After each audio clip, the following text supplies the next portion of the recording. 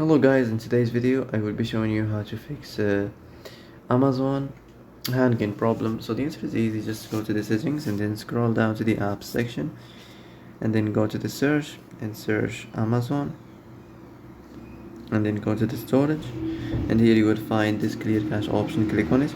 Now you can go check it if it worked, and if it didn't you can try to restart your phone or turn the Wi-Fi off and on, or the Bluetooth or the airplane mode.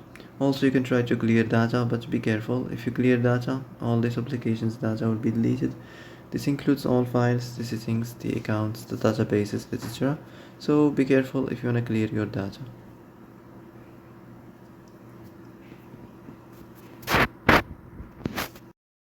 And that's it for today's video. I hope this is the answer you've been looking for.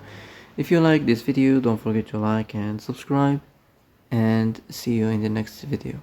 Thanks for watching.